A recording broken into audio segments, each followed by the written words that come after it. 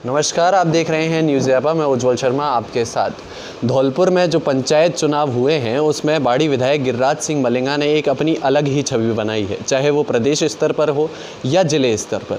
इस बीच हमारे साथ खुद बाड़ी विधायक गिरिराज सिंह मलिंगा जुड़े हैं। उनसे हम जानेंगे कि किस तरह से इस चुनावों में उन्होंने जो भूमिका अपनी निभाई, आखिर परिणाम भी उसके अनुरूप ही उनको मिले, उनकी क्या तैयारी थी और किस तरह वो तैयारी पर खरे उतरे या नहीं। सर, सबसे पहले स्वागत है आपका। और पहला सवाल यही सर कि आपने तो बड़ा सियासी उलटफेर कल कर दिया कि प्रधान जहां बीजेपी ने बनाया और वो प्रधान आपने कांग्रेस का वहां बनवा दिया।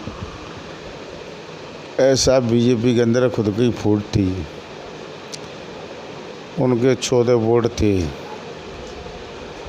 14 में तो एक तो उनके जो अपनी पार्टी का खड़ा करना चाहिए था तो उन्होंने अपनी पार्टी का तो खड़ा किया नहीं, एक निर्दलीय को खड़ा कर दिया और वो निर्दलीय का स्वयं का एक वोट रह गया। बकाया बीजेपी वाले थे वो सब नोटा में वोट डाल के नहीं चले गए और कुछ बीजेपी वालों ने हमको ही वोट दे दिए। अब जो तो वो मैंने तो सुना है आप लोग कह रहे कि अंधेरे के कारण वो वोट हो गए, तो पीढ़ी तो एक ही जगह रखी थी। कांग्रेस वालों के काजे अंधेरा कहाँ गया, या और बीजेपी के लोगों ने जो वोट कांग्रेस के काजे दे उनके लिए अंधेरा कहाँ चला गया, या स्वयं का जिनका जो बीजेपी का प्रत्याशी था उसने अपना एक वोट बीजेपी में डाला, उनके काजे अंधेरा कहाँ चला गया। बीजेपी के गढ़ को तो आपने ध्वस्त कर दिया पूरी तरह से। जो बेचारे जीत कर आए थे चुनाव को, उनके भी वोट नोटा में चले गए, कुछ आपकी तरफ आ गए। आपके पास 9 थे, आपको 14 मिले। पूरी तरह से बीजेपी को ध्वस्त करने का काम आपने किया। नहीं तो उनके काम ही ऐसे, जो उनके लीडर है वो खुद ही गलत काम करते हैं, वो खुद पैसे ऐंठना चाहते हैं। जो बेचारे प्रत्याशी चुनाव लड़ के नहीं आए, उनका चुनाव का एक खर्चा भी नहीं मिला पैसा, और उनका घर से पैसा लग गया। पार्टी को मदद करनी चाहिए थी। तो ये लोग तो कहेंगे खुद मतलब पैसे हड़पने के चक्कर में रहते हैं, वो खुद ही औरों को पैसे खाते हैं। तो यही याद रहता है इन लोगों का। कहा जा रहा है कि प्रधान तो बीजेपी ने बनाया, वो प्रधान कांग्रेस ने बनवाया है, सत्ता आपकी है, तो आप प्रधान को कहीं ना कहीं काम करने में पूरी तरह से काम करने देंगे या नहीं। ये तमाम बातें निकल कर आ रही हैं, इन पर क्या कहें। नहीं, हम तो हर किसी की मदद करेंगे। अच्छा काम करेगा हम उसके सहयोग करेंगे प्रधान का, और गलत काम करेगा तो हम उसका विरोध करेंगे। अच्छा काम करेगा हम उसका आगे से चल कर नहीं स्वागत करेंगे, उसकी मदद करेंगे। गलत काम कोई करेगा तो हम उसका विरोध करें, चाहे वो बीजेपी का हो या कांग्रेस का हो। गलत काम करने के लिए तो हम कांग्रेस वालों को भी छूट नहीं देंगे और ना बीजेपी वाले को छूट देंगे।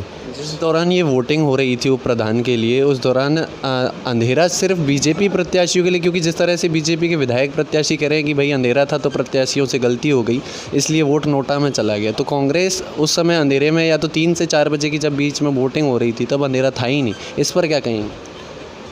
और उसका जवाब तो उनको देना चाहिए कि पीढ़ी तो एक ही जगह रखी थी। बीजेपी की और कांग्रेस की अलग अलग तो रखी नहीं थी कि अंधेरा अलग था रोजेरा अलग था। सारी पीढ़ी तो एक जगह ही रखी थी, एक जगह सब ने वोट डाले हैं, और 3 बजे से 4 बजे के बीच में सारी वोटिंग हो गई लगभग। तो ये तो उनको कहा कि सिर्फ बहाना लेना है इस बात का, और बकाया कुछ भी है नहीं। उनको खुद का घर तो संवारा नहीं गया, अब अंधेरे का दोष मर रहे हैं, वो तो खुद की कमी है। क्या प्रधान के चुनाव में भी ऐसी सेंधबारी देखने को मिल सकती थी? अगर पूरी कमान आप पूरी तरह से यहाँ होते उपस्थित, तो आप प्रधान भी अपना बना लेते।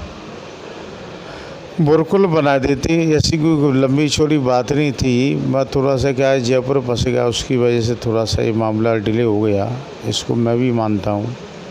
और नई संदमारी होती जब भी हम लोगों ने क्या कि थोड़ा सा डॉक्टर शिवचरण जी की वजह से भी थोड़ी सी मुझे दिक्कत आई है कि वो मेरे लिए तो क्षेत्र नया था। कैसे अब तक वहाँ बनवाई लाल जी काम करते थे, अशोक शर्मा जी काम करते, तो वो संभाल लेते उसको। अब मेरे लिए तो पूरा ही नया हो गया। कैसे शिवचरण जी नए हो गए, उनको ज़्यादा थोड़ी नए आदमी, और मेरे लिए तो क्षेत्र ही नया था, मेरे को उधर कभी दखल नहीं दी।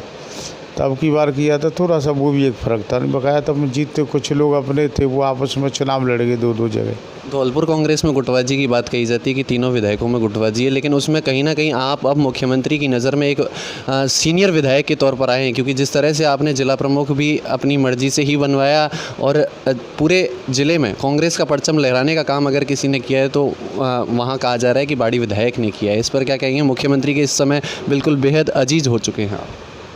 नहीं, ये तो मुख्यमंत्री जी की कृपा आशीर्वाद है उनका। बकाया जी तक प्रधान वो प्रमुख तो हमको कोई ना कोई जिला प्रमुख तो बनाना था। उस व्यक्ति पे वो पहले भी जिला प्रमुख रही हैं उनकी माँ, तो पहले भी हम सभी सहमत थे। पहले भी उसने कोई गलत काम नहीं किया, सब काम अच्छे किए, तो पहले भी हम लोग उस पर सहमत थे। अब वो अपने वाला था, वो चुनाव हार गया था उधर से। मैं आपको बताऊं, जो प्रत्याशी था हमारा, अब वो चुनाव हार गया था, पर किसको बनाते, सीट सामान्य की थी। अब हमारे पास जो सदस्य थे एसटी और एससी और ओबीसी, तो फिर सामान्य वालों को मौका कम मिल पाता, कभी कभी तो मौका मिलता है, तो उनका भी तो हक नहीं मार सकते हम। तो उस वजह से फिर हमने उनको ही, भगवान देवी जी को, अजय पान जी की माँ, उनको ही बनाया। आखिरी सवाल यही रहेगा कि अब मंत्रिमंडल विस्तार की खबरें आ रही हैं, दिवाली बाद हो सकता है, तो अब ज़िले से आपका नाम बिल्कुल लगभग तय माना जा रहा है। इस पर आपको कोई अभी तक सूचना मिली? देखो, मैं आपको बताऊं, मैंने कभी लालच पाला नहीं अपने मन में, और मैं तो, मेरे पास तो जो है मैं उसमें खुश हूँ। मेरे को कभी ज़रूरत नहीं है कि मैं मंत्री बनाऊं। मैंने कभी सपने में भी नहीं सोचता हूँ कि मैं मंत्री बनूं। मैं तो हूँ जिसमें खुश हूँ। बहुत बहुत शुक्रिया सर। ये थे हमारे साथ वाड़ी विधायक गिरिराज सिंह मलिंगा जी, जिन्होंने बताया कि जिस तरह से उन्होंने रणनीति बनाई वो पूरी रणनीति सफल हुई है। आगे तमाम ऐसे अपडेट्स के लिए आप बने रहिए हमारे साथ। तब तक के लिए नमस्कार।